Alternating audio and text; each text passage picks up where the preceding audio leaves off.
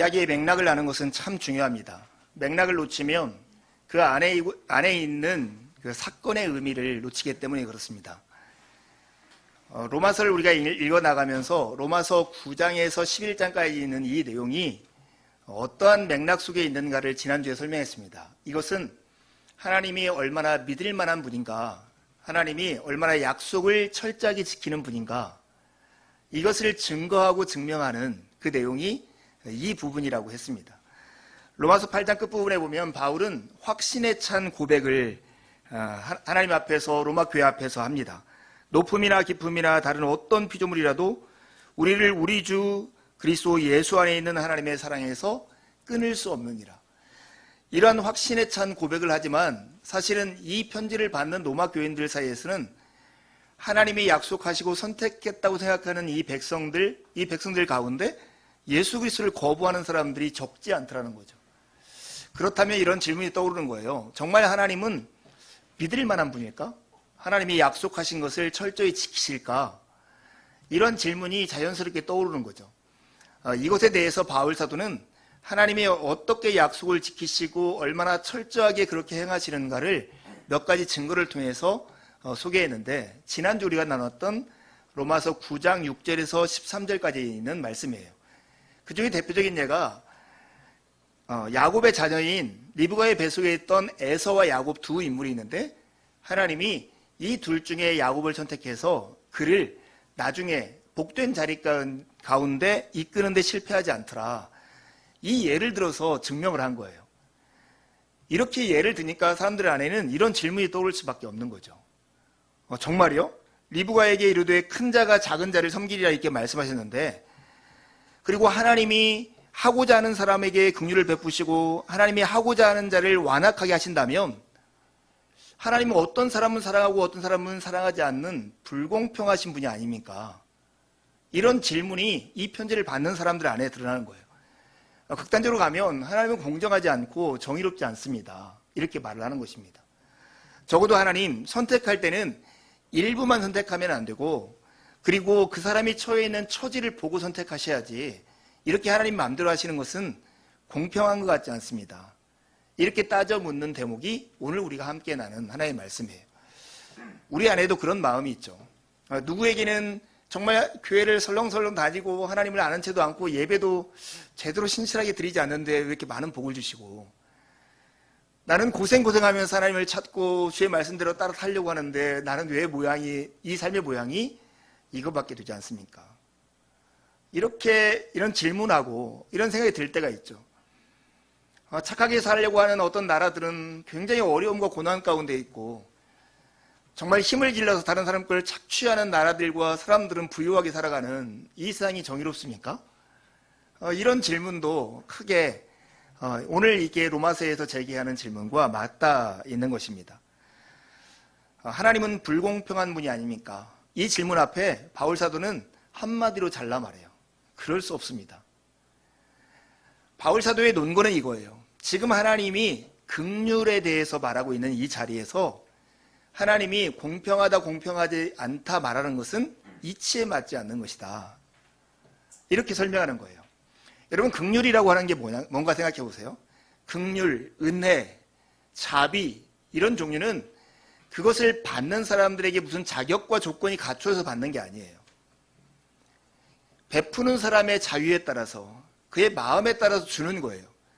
그렇기 때문에 자비나 긍휼이나 은혜를 받는 사람이 그것을 베푸는 사람한테 공평하다 공평하지 않다 이렇게 말을 하는 것은 이치에 맞지 않는 것이죠. 지금 하나님이 이스라엘 백성들, 남은 자들, 그리고 이방인들에게 베푸는 이런 은혜는 정의에 관한 문제가 아니라, 분배에 관한 문제가 아니라 하나님의 마음속에 나오는, 애끓는 긍휼에서 나오는 하나님의 자유에서 비롯된 은혜다. 그러니 여기서 하나님의 불공정, 불공평 이렇게 말하는 것은 맥락에 맞지 않는 말이다. 이렇게 얘기하는 것이죠. 여러분, 이것을 조금 더 우리의 역사적 현실과 결부시켜보면 이해하기가 쉬워요. 그런 맥락과 의도 속에서 이야기하지 않으면 어떤 말들이 똑같은 말을 해도 우스꽝스러운 얘기가 될 수 있어요. 예를 들어 우리가 지금 역사적 현실 속에서 일본과 한국 사이에 그 화해를 이루어야 한다. 새로운 정부가 이야기를 하고 있잖아요. 근데 우리가 역사적으로 경험했던 이 수치스럽고 모욕적이고 어려웠던 시기를 생각하면 왜 굳이 우리가 일본과 이런 화해를 해야 하는가? 이런 마음이 들기도 하지 않습니까? 여기에서 첨예하게 대립되고 있는 것이 과거사 문제에 대한 정리고 그 문제에 대해서 핵심 가운데 있는 것이 위안부들에 대한 처리에 대한 문제예요.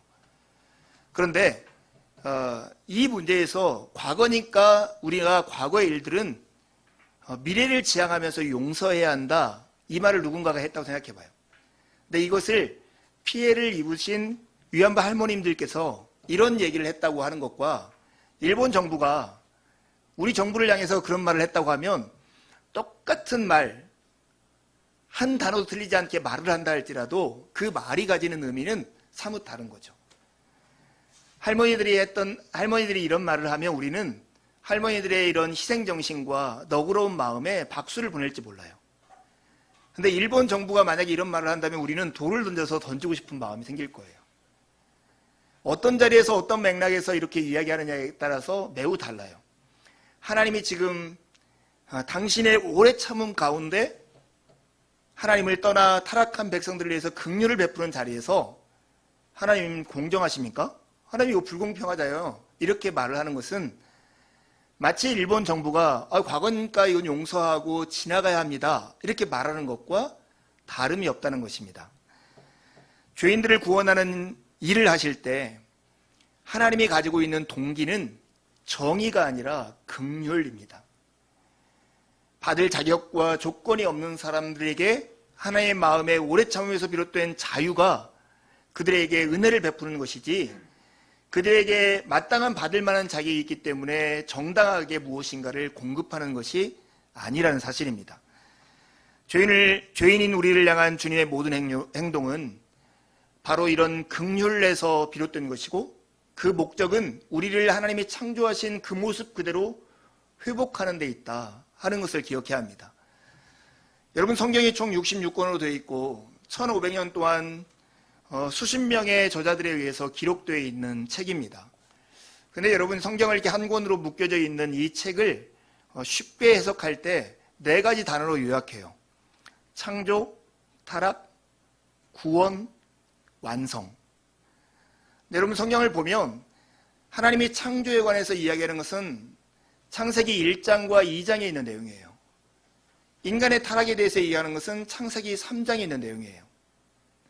그런 다음에 하나님께서 창조하신 이 세상을 온전히 회복하실 것에 대한 내용은 성경 제일 마지막인 계시록 21장과 22장에 나와요.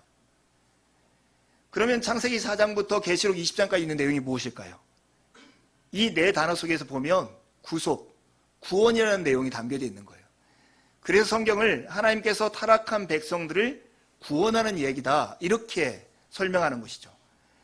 성경에 있는 모든 내용은 하나님과의 언약 관계에 있는 이 백성들이 하나님께 반역하고 하나님을 떠난 상태에서 하나님은 이것을 다시 회복하려고 오래 참음 가운데 긍휼을 베푸셔서 구원하는 이야기가 바로 성경의 얘기인 거예요. 이게 성경의 맥락이에요. 근데 우리가 살아가는 시대는 모든 것이 내게 권리가 있고 내게 자격이 있고 내게 이 권리와 자격을 부여하지 않고 인정하지 않는 것은 나도 인정하지 않겠다라고 하는 만인에 대한 만인의 투쟁 관계 속에서 우리가 사회를 인식하고 있는 거예요. 여러분 우리가 어떤 생각을 가지고 성경을 바라보고 하나님 앞에 나오는가를 인식하는 것이 참 필요합니다. 아내가 예전에 어떤 아이가 쓴 일기장을 이렇게 사진 찍어와서 보여줬는데 오랫동안 기억이 남아요. 지금처럼 무더운 여름날 이 아이가 엄마와 함께 버스를 탔어요.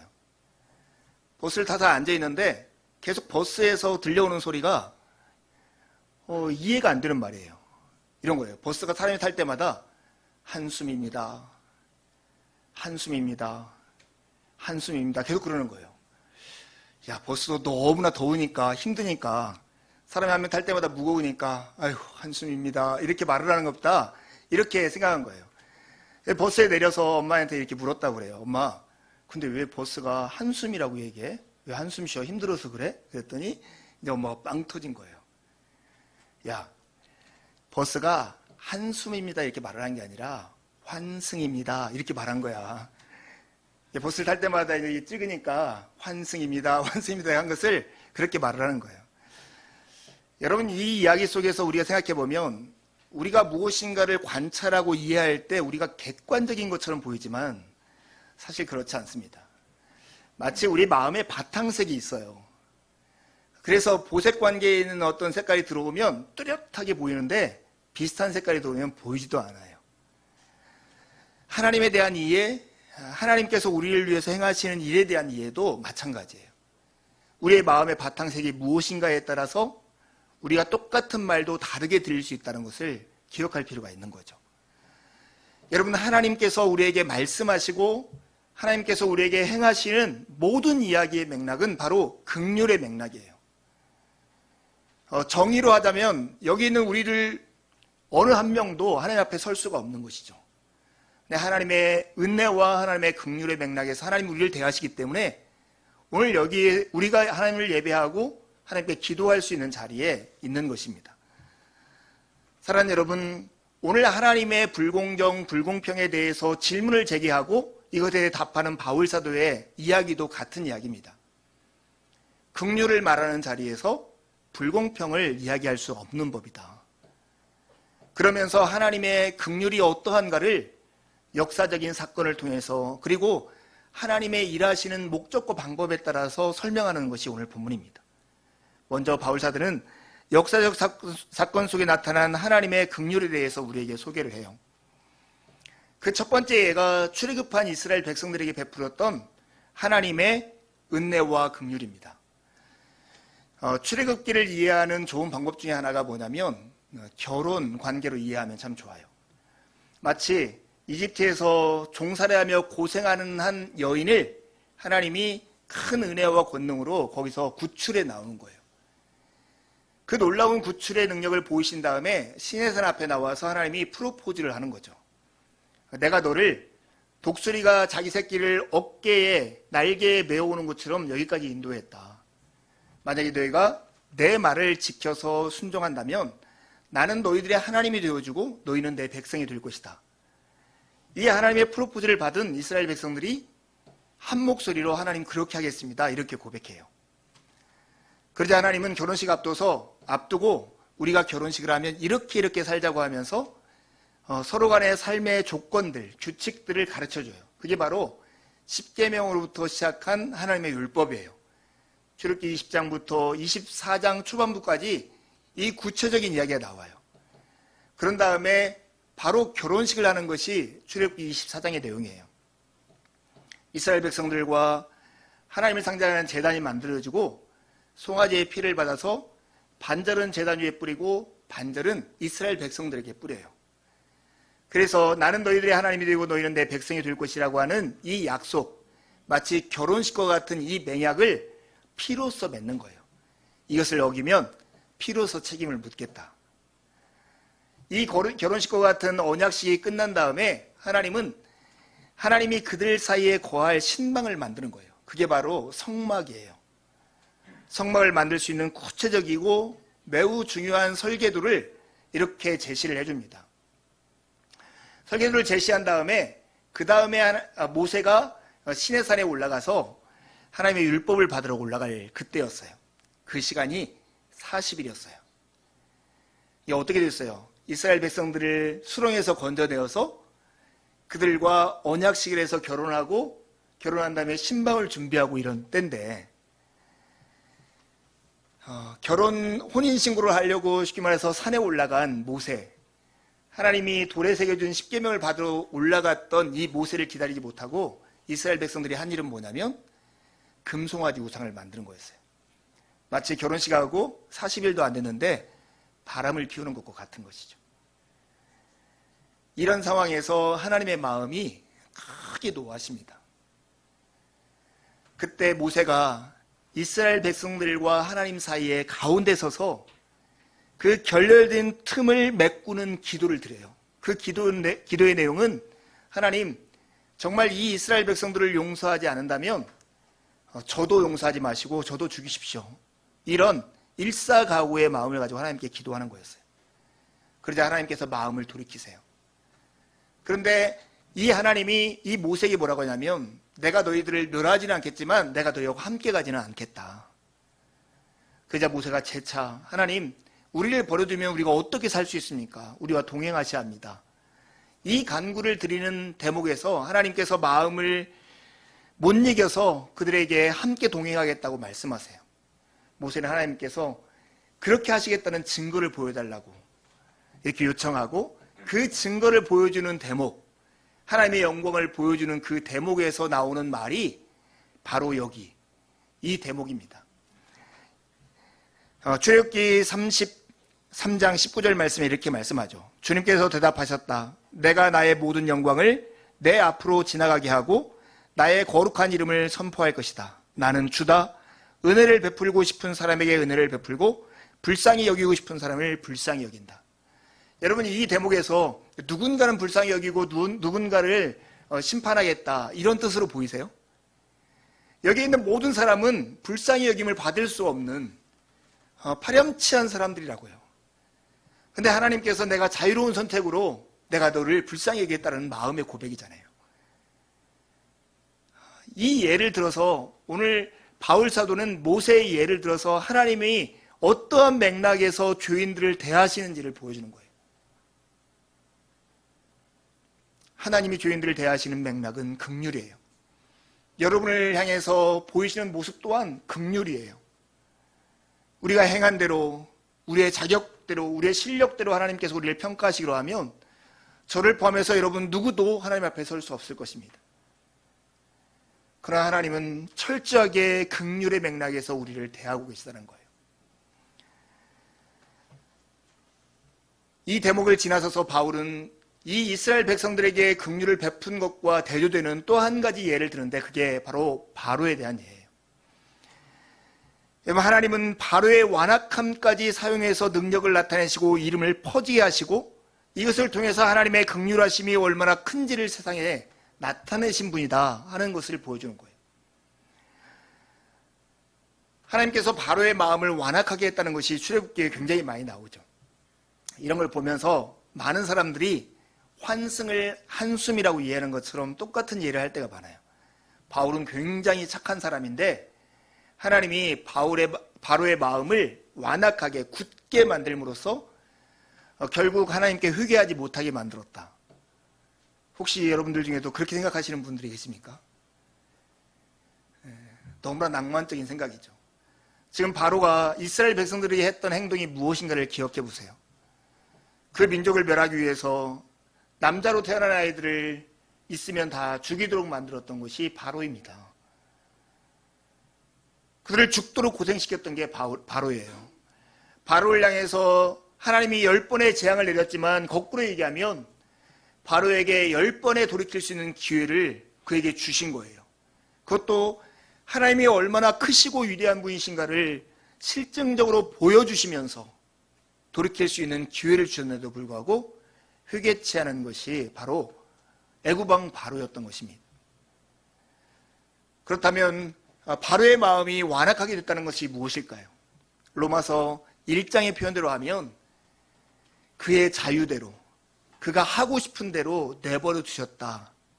그것이 바로 하나님의 심판의 내용, 완악하게 하셨다는 것입니다. 하나님이 바로의 마음을 강팍하게 하신 것은 그를 그 자신의 완악함에 내버려 두신 사법적인 행위다. 이렇게 존 스토트가 얘기했어요. 여러분, 인간에게 자유가 있기를 바라시잖아요. 하나님이 여러분에게 자유를 주기를 바라시죠. 그런데 하나님께서 우리에게 뭔가 은혜를 베풀지 않는 것에 대해서는 마치 내가 자유가 없는 사람처럼 취급받기를 원하는 인간의 어색한 마음이 우리에게 있다는 걸 여러분 아십니까? 이 바로의 마음을 잘 보여주는 것이 1만 달란트 빚진 자의 비유에 나온 한 사람이에요. 도무지 갚을 수 없는 1만 달란트의 빚을 졌어요. 그래서 체주에게 가서 자기의 사정을 얘기했더니 체주가 은혜를 베풀어서 이 빚을 완전히 탕감해 줬어요. 탕감을 받고 나오는 길에서 만난 자기에게 100데나리온, 비교하면 몇천 배가 나는 이 작은 돈을 빚진 사람을 만난 거예요. 빚을 갚으라고 말하고 빚을 갚지 않자 때려서 옥에 가두어요. 이 사람의 행위는 그냥 인색하고 너그럽지 못한 사람의 행위가 아니라 불의한 사람의 행위죠. 이것은 자기가 은혜로 자기의 빚을, 엄청난 빚을 탕감받았다는 것을 스스로 거절하고 부인하는 행위였던 거예요. 바로의 행위가 이거예요. 스스로 하나님의 은혜가 자기에게 다가오는 것을 거부함을 통해서 자기 스스로의 파멸과 자기의 멸망을 자초한 사람, 그게 바로 바로의 모습이라고 하는 거예요. 하나님이 이런 사람에게 하나님을 나타내십니다. 그래서 이것을 보는 사람으로 하여금 하나님이 누군가를 알게 하심으로써 하나님께 돌아오는 일을 여전히 하고 계신 것입니다. 여러분, 우리가 하나님의 그 공평하심, 공의하심에 대해서 인간들이 많이 따지는데, 이 대목에서 우리가 정말 하나님의 심판에 대해서 생각해 볼 필요가 있습니다. 많은 사람들이 사랑의 하나님이 심판하시는 것에 대해서 이해하지 못할 때가 참 많아요. 여러분도 그렇게 생각하세요? 하나님은 사랑의 하나님이시기 때문에 심판을 거하고 지옥이 있다는 것은 인정하지 못하겠다, 이런 마음이 혹시 마음속에 드십니까? 볼프라고 하는 사람이 세르비아 내전을 통해서 자기 민족들이 정말로 고생하는 그 장면을 본 다음에 배제와 포용이라고 하는 그 책을 썼죠. 근데 그 책의 일부에 그런 얘기가 나와 있어요. 은혜를 거부하는 자를 심판하시는 하나님, 그 하나님을 믿지 않는 것은 은밀하게 폭력을 부추기는 행위다, 이런 말을 했어요. 하나님의 심판을 인정하지 않고 그냥 막 나가는 사람에게 자유를 허용하고 그렇게 살도록 하는 것이 사랑이다, 이렇게 말을 하는 것은 그 사람을 통해서 일어나는 폭력을 부추기는 행위라는 거예요. 제가 이번 주 뉴스 기사 중에 그 가장 마음 아프고 충격적이었던 것이 초등학생에 관한 얘기였어요. 익산에 있는 어느 초등학교에 강제 전학 온 5학년 학생이 있어요. 근데 이 아이가 전학 온 지 5일 만에 드디어 자기 본색을 드러냈는데 막 친구들을 날라 이단차기로 막 차고 이렇게 괴롭히는 거예요. 그러자 선생님이 그것을 말렸을 거 아니에요. 그 기사에 보면 이렇게 인용되어 있어요. 때리지도 못하면서 기강을 잡고 지랄이네. 이 아이가 선생님에게 한 말이에요. 이 아이가 이렇게 막 나가고 있는데도 불구하고 선생님은 이 아이를 제어할 수 있는 물리적인 방법은 전혀 없고 사실은 제도적인 방법도 거의 없는 상태에 있습니다. 여러분, 이런 아이를 그냥 놓아두는 것이 정의라고 하고 공정이라고 하고 인권이라고 말할 수 있습니까? 사랑이라는 이름 때문에 그냥 이 심판을 거부하는 것은 거꾸로 말하면 은밀하게 폭력을 조장하는 행위가 될 수 있다는 것을 우리는 마음속에 늘 기억해야 합니다. 사랑의 하나님이시기에 정의를 지키기 위해서 오히려 하나님은 심판하시는 하나님이십니다. 바로에게 나타난 모습이 이와 같습니다. C.S. 루이스라고 하는 그 나니아 연대기를 쓴 옥스퍼드의 문학을 가르치는 교수가 지옥을 이렇게 재미있게 표현했어요. 지옥이라고 하는 것은 인간이 얼마나 자유로운 존재인가를 기리는 거대한 기념물이라는 거예요. 엄청난, 쉽게 말해서 기념탑인데 그게 지옥이라는 거예요. 그것은 무엇에 대한 기념탑이냐면 인간의 자유에 대한, 인간이 막 살면, 인간이 자기 하고 싶은 대로 하면, 인간이 마음대로 행동하면 어떤 모습이 되는가를 보여주는 기념탑과 같은 것이 지옥이라고 하는 것입니다. 실제로 하나님은 이 바로의 이 죄악, 자기 마음대로 하고 싶어하는 이 마음을 사용해서 만천하에 하나님이 어떤 분인가를 알게 하고 그 하나님을 알므로써 하나님께 돌아오는 일을 했어요. 그 대표적인 인물이 라합이에요. 정탐꾼을 숨겨주고 정탐꾼에게 자기 구원을 요청하는 이 대목에서 보면 이 라합은 하나님이 이집트에서 베풀었던 하나님의 능력을 들어요. 그래서 하나님께만 구원이 있다는 것을 바라고 하나님께 기대는 일을 하게 되는 것이죠. 하나님은 어떤 사람을 긍휼히 여기는 대목에서 뿐만 아니라 어떤 사람을 심판하는 대목에서도 당신이 얼마나 긍휼이 많으시고 능력이 크시는 분인가를 보이심으로써 모든 사람이 하나님의 긍휼 가운데 나아오기를 간절히 바라시는 은혜로우신 분이십니다. 여러분, 우리가 가져야 할 중요한 믿음이 하나님은 긍휼의 아버지시라는 거예요. 우리는 하나님과 거래하는 것이 아니라 하나님의 은혜에 감사하는 사람으로 부름을 받았습니다. 모든 일이 서로 작용해서 좋은 결과를 이루시는 하나님께서는 긍휼을 원하는 사람들 뿐만 아니라 긍휼을 거절하는 사람들을 통해서도 당신의 일을 지금도 하고 있습니다. 역사적인 사실을 통해서 뿐만 아니라 하나님은 하나님의 일하시는 행동의 목적을 통해서도 하나님이 얼마나 긍휼이 많으신 분인가를 보여주세요. 특별히 오늘 16절 말씀을 함께 한번 읽어보겠습니다. 9장 16절 말씀 한 목소리 읽겠습니다. 시작. 그런즉 원하는 자로 말미암음도 아니요 다른 박질하는 자로 말미암음도 아니요 오직 긍휼히 여기시는 하나님으로 말미암음이니라. 하나님이 어떤 것을 구원할 때, 인간을 구원할 때 택하신 자를 의롭다 하시고 의롭다 하는 자를 영화롭게 하시는 이 방법을 쓰시는 이유가 무엇인가? 그것이 이것의 원인, 근거가 사람의 능력이나 사람의 노력이 있는 것이 아니라 하나님의 신실하심과 하나님의 능력 안에 두려고 하는 것이 하나님의 방법이라고 하는 것입니다. 저는 이 대목에서 정말 하나님이 얼마나 죄인들을 배려하고 크신 은혜로 대하시는가를 알 수 있어요. 너의 실력을 과외 선생님처럼 좋게 해서 네가 시험에 합격하면 내가 천국에 들여보내주겠다. 이렇게 하나님께서 말씀하고 있지 않는 거예요. 내가 너하고 나를 하나로 묶어버리겠다. 내가 가지 못하면 너도 가지 못하고 네가 못 가면 나도 못 가도록 내가 만들겠다. 이게 바로 하나님의 방식이라는 거예요. 인간을 구원하려고 하는 하나님의 이 방식은 인간의 어떠함이 아니라 오롯이 하나님의 어떠하심에 근거해서 지금 이 일을 하고 있는 것입니다. 제가 느끼기에 저는 이제 기성세대잖아요. 저희 아이들과 이렇게 대화하면서도 제가 꼰대가 아닐까 하는 생각이 들곤 합니다. 그런 부분이 있겠죠, 아무래도. 그런데 저희 세대하고 자녀들 세대하고 다른 점을 제 나름대로 생각하는 것이 이거예요. 예전에는 모니터가 없었어요. TV가 없어서 내 눈으로 세상을 봤어요. 근데 이 세상을 넓게는 보았지만 자세히는 보지 못했고 그 내용이 정말 무엇인가를 어렴풋하게만 알았어요. 요즘 살아가는 젊은이들은 느낌이 이래요. 한 80인치 모니터로 세상을 봐요. 아주 뚜렷하게 영상과 음향이 있는 곳을 봐요. 그래서 그 안에 펼쳐져 있는 세상을 전부 다 아는 것 같아요. 근데 차이가 있다면 누군가가 보여주는 그 세상 안에서만 보는 거예요. 예를 들어서 대표적인 게 이거예요. 젊은이들을 지배하는 가장 심리적인 내용이 제 생각에는 불안이라고 생각해요. 미래에 어떻게 살까, 어떻게 내 미래가 될까에 대한 불안감이 많이 좌우하는데 미래에 대한 불안을 생각할 때 어디까지 한계를 지어서 생각하냐면 내가 건강하게 늙을 때까지만 걱정해요. 근데 그 이후에는 우리는 죽음을 맞이하고 죽음 이후의 세상에 대한 염려는 전혀 하지 않는 거예요.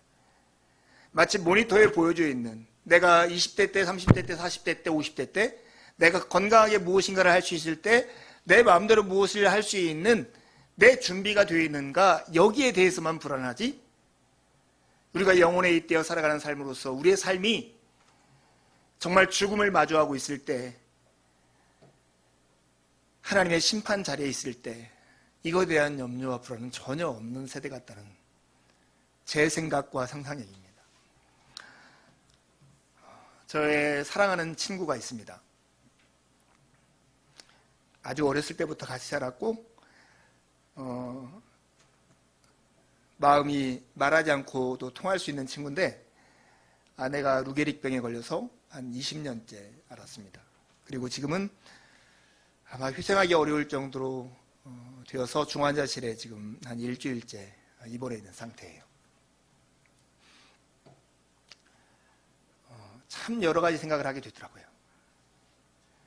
예전에는 부모님 세대가 떠났는데 세상을 요즘은 나의 친구와 나의 친구의 아내가 떠나는 이런 때에 딱 섰다 생각하니까 지금까지 살아오면서 싸우고 전부라고 생각하는 모니터 안의 세상 그 세상이 내가 생각하는 모두가 아니다 하는 것을 요즘 들어서 실감나게 생각하고 경험하게 되는 것 같아요.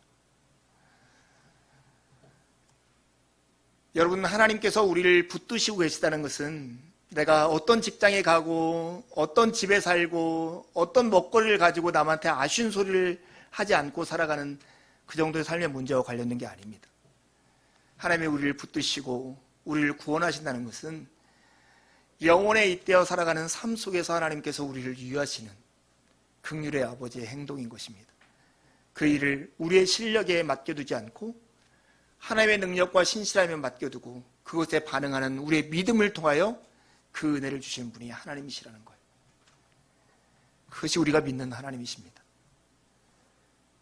우리는 그 긍휼의 하나님을 믿는 하나님의 자녀들인 것입니다.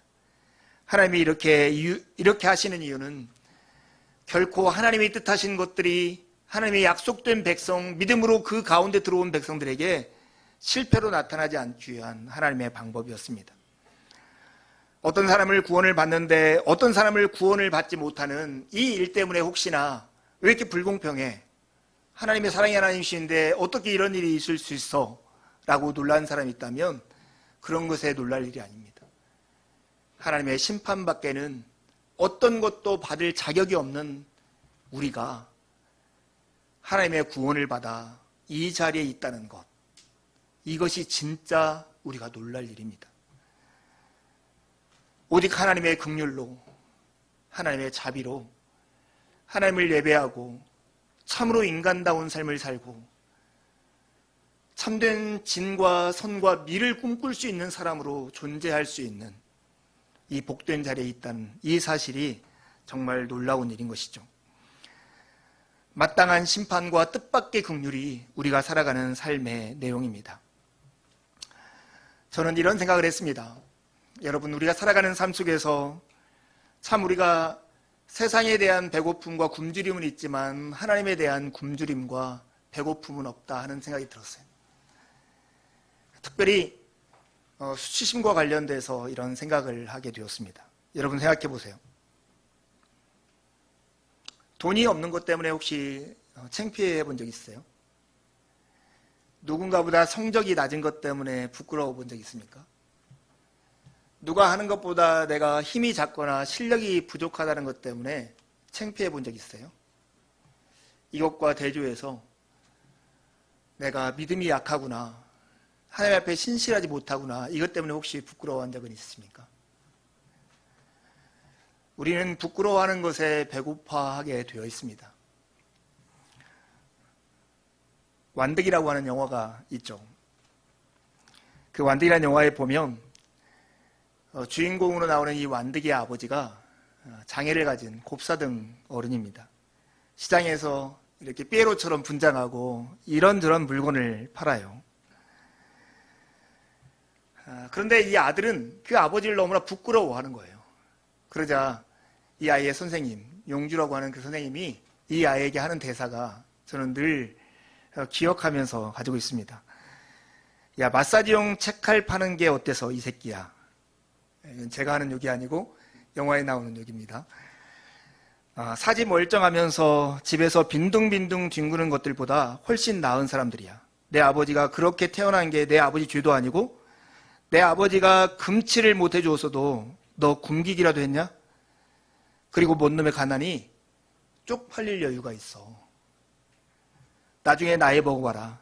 그것 때문에 쪽팔려 했다는 게 더 쪽팔릴 것이다. 여러분, 우리가 가난한 것은 불편하지만 부끄러워해야 할 일은 아니죠. 부끄러워하면 하나님이 부끄러워야 할지 몰라요. 왜냐하면 우리에게 그만한 능력과 그만한 삶의 환경을 주셨기 때문에. 그러나 하나님도 부끄러워하지 않습니다. 사랑하는 여러분, 진짜 우리가 부끄러워해야 할 것은 하나님에 대한 굶주림이 없는 것을 부끄러워해야 합니다. 저희 마음 가운데 예수 그리스도를 믿고 예수 그리스도의 어떠함을 증거하는 사람으로서 목사의 길을 들어선 자잖아요. 목사는 여러분 방송에 나오는 대형교회의 이렇게 정말 월급 많고 퇴직금 많다라고 하는 그 아주 소수의 몇몇 목사님, 특이하신 분들 제외하고는 대부분 다 가난하게 삽니다. 그리고 경제적인 부유함이나 이런 것들을 추구하고 살지 않죠. 불편해요. 제가 이 자리에 있지 않으면 저도 어디 가서 월급을 받으면서 제 능력껏 조금 더 여유롭고 자유롭고 권리를 누리면서 살아가는 삶을 살았을지 몰라요. 우리 경춘 목사님도 그렇죠. 요즘 이 정부의 대세가 영어 잘하는 건데 영어도 잘하는데 할 게 참 많잖아요. 근데 여러분, 이 자리에 있는 것은 그냥 편한 삶보다 훨씬 더 가치 있고 복된 삶이 있다는 걸 알기 때문에 그래요. 그리고 그 삶이 소중하고 그 삶을 누구에게 소개하고 나누는 것이 복되다는 것을 알기 때문에 불편한 것을 참으면서 이 길에 있는 거예요. 여러분, 저에게 뭐 칭찬하고 박수 주는 사람이 있는 줄 아세요? 별로 없어요. 교회가 크고 많은 사람들에게 유명하면 박수 쳐주고 인정해줘요. 그러나 저에게 뭔가를 위대한 일을 하고 있다, 뭐 대단하게 희생하고 있다 이렇게 말하는 사람도 없어요. 그러나 저는 하나님 앞에 서 있습니다. 하나님 앞에 이것이 복된 일이고 제가 적어도 믿기로 여러분에게도 그리스도를 쫓아 살아가는 삶보다 더 소중한 삶이 없다는 걸 제가 알기에 저는 이 일을 기꺼이 제가 감당하고 살아가고 있습니다. 사랑하는 여러분, 여러분 안에, 여러분의 모니터 안에 담겨있는 세상이 전부라고 하는 생각을 조금 더 내려놓고 여러분의 생각과 시각 속에 벗어나 있는 삶을 바라볼 필요가 있습니다. 하나님은 우리에게 긍휼로 다가오신 아버지세요. 그분의 긍휼하심은 우리가 생각하고 경험하는 세상 너머의 세상, 경이로움과 신비함을 담고 있습니다. 그 극치는 예수 그리스도를 이 땅에 보내셔서 우리를 위해서 십자가를 지게 하시는 그 일을 행하시는 것이죠. 자기의 목숨을 내어주심으로써 남을 살리는 본인의 자유를 가지고 우리를 사랑하는 종노릇한 그 모습으로 하나님께 나타나신 것이 바로 십자가입니다. 여러분 아침에 눈을 뜰 때 여러분 잘 생각해 보세요. 이 공간도 마찬가지지만 여러분의 집에서 눈 뜰 때도 여러분이 만들어 놓지 않는, 여러분이 만들지 않는 세상을 맞이하면서 눈을 뜰 거예요. 여러분이 자고 있던 침대도 누군가가 만들어 놓은 것이고 아침에 먹는 밥도 누군가가 지어서 농사 지은 것이고 여러분이 타고 나가는 차도 누군가가 만들어 놓은 것을 경험하며 살아갈 거예요. 여러분 안에 원인이 있지 않은 삶을 지금 누리고 있는 거예요. 그게 바로 경이로움이죠. 사실은 아침에 눈을 뜰 때마다 우리는 경이로움에 눈을 뜨면서 아침을 맞는 것입니다. 그 중에서 최고로 경이로운 것, 놀라운 것이 있다면 바로 우리가 하나님의 백성이라는 사실일 거예요. 그것이 최고로 경이로운 것이에요. 경이로움 중에 경이로움의 극치가 있다면 바로 우리가 하나님의 자녀로서 하나님을 예배한다는 것입니다. 이런 하나님이 우리에게 은혜를 베푸는 것에 대한 마땅한 감사. 아까 어린이 설교 때 그 디딤판 놓는 것들 생각해 보세요. 주한이가 오른쪽에 있는 주위를 바라보면서 감사해야 할까요? 불평해야 할까요? 감사할 때 하나님의 긍휼의 크기와 우리가 가져야 할 소망이 무엇인지를 발견하게 될 것입니다. 여러분, 제가 예전에 책에서 읽은 내용인데 호텔과 모텔을 구분하는 방법 혹시 아십니까? 네, 두집사님 옛날에 들었기 때문에 아시는 거죠. 호텔과 모텔의 차이는 창문에 있다고 그래요. 모텔은 그 안에 있는 것을 어떻든 간에 숨기려고 창문을 작게 만들고 늘 가려놓는다는 거예요. 호텔은 창문을 크게 만들어서 호텔 밖에 있는 세상을 볼 수 있도록 만든다는 거예요. 그게 호텔과 모텔의 차이래요. 톰 라이트라는 신학자가 우리의 믿음을 무엇에 비유했냐면 이 창문에 비유했어요. 우리의 믿음은 우리라고 하는 조그마한 방 안에서 하나님 만든 세상과 잇대는 그 통로예요. 그 믿음의 창문을 열면 하나님이 행하시는 일, 긍휼이 보이기 시작하는 거예요. 긍휼로서 우리에게 다가오시는 하나님의 땀 냄새가 느껴지고 맡아지게 될 것입니다. 그런데 이 믿음으로 밖을 볼 수 있는 창문을 여는 열쇠가 있다면 그것이 바로 감사입니다. 하나님이 우리에게 행하신 일들에 대해서는 감사를 할 때 우리는 믿음의 창문을 열고 하나님이 긍휼로 우리 가운데 다가오시며 우리 가운데 행하시는 일들에 대해서 경험하게 될 것입니다. 믿음은 하나님의 경이로운 세상을 볼 수 있는 창문입니다. 이것을 여는 열쇠는 감사입니다. 모든 일에 예수 그리스도의 이름으로 하나님께 감사를 드리십시오. 그러면 여러분 안에서 염려는 자야들고 여러분 하나님이 주시는 기쁨이 여러분 마음 안에서 샘솟듯 올라오게 될 것입니다. 한 주 하나님의 이런 경이로움과 신비를 경험하는 한 주가 되기를 간절히 바랍니다. 기도하시겠습니다.